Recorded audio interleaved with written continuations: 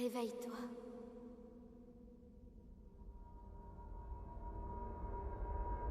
Réveille-toi.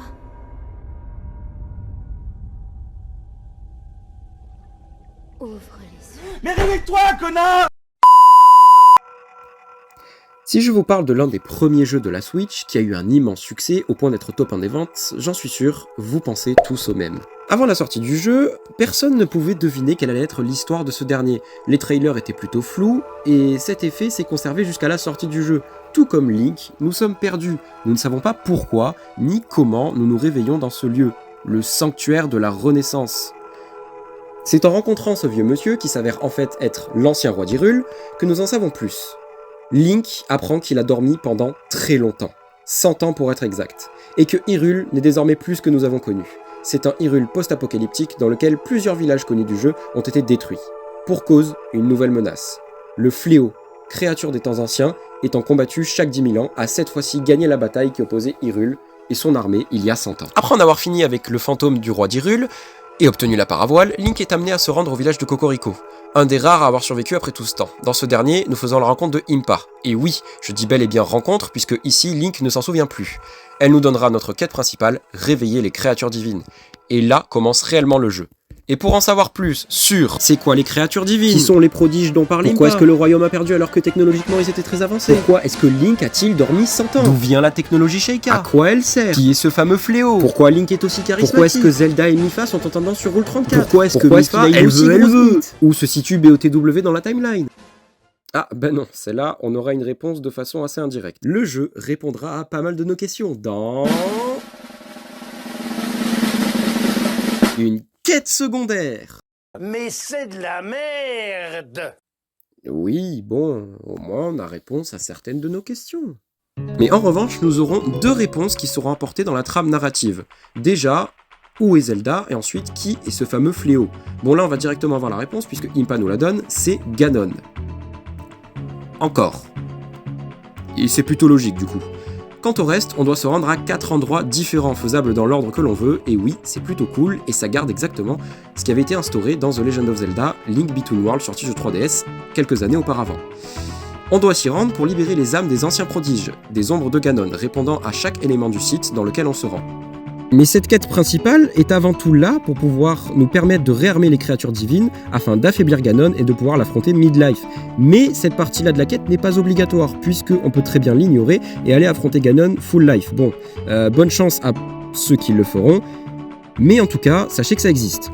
Bon là je vais aller assez vite, mais en gros, Mipha est morte et avait un crush sur nous, Daruk est toujours aussi sympa même s'il nous casse le dos, Revali est toujours un gros connard depuis Hyrule Warrior. Hein? Quoi? Comment ça, il est hors timeline? Mais je m'en fous en fait! Genre, c'est ma vidéo, je fais ce que je veux, hein? Et puis ce fils de pute, il avait qu'à pas me tirer dessus!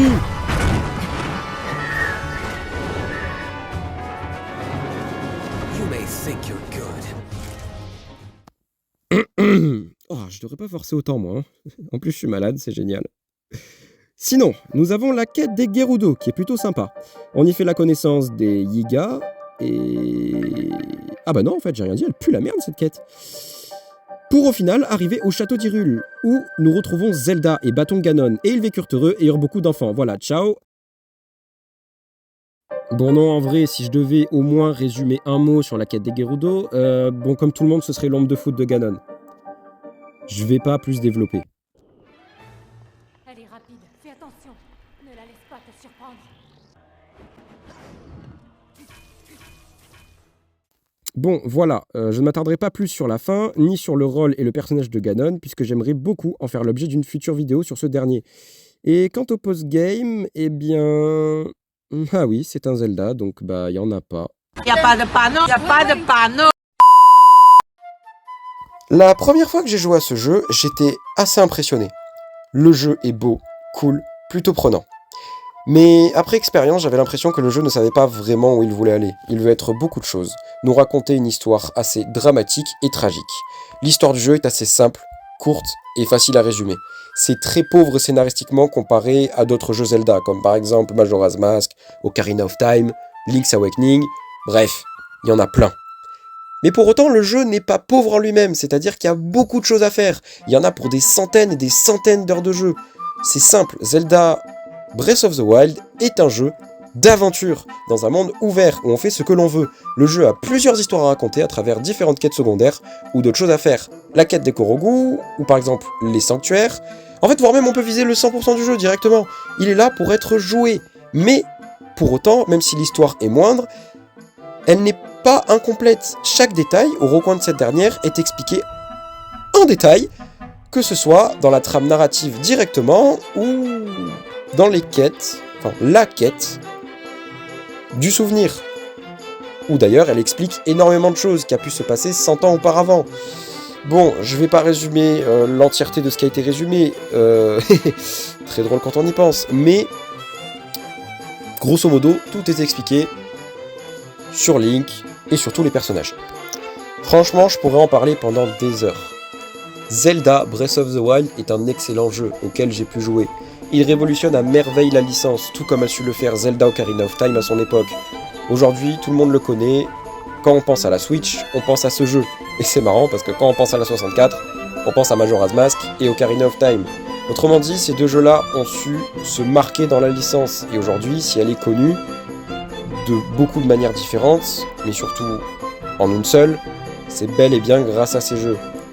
Et c'est lui qui a lancé aussi la mode des open world chez Nintendo à travers plusieurs jeux que plus tard ils le reprendront, comme Pokémon par exemple.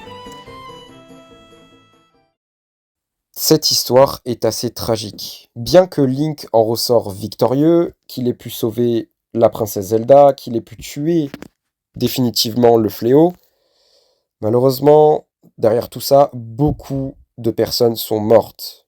Et désormais, Hyrule ne sera plus jamais pareil avant longtemps. Longtemps avant de se réincarner une nouvelle fois.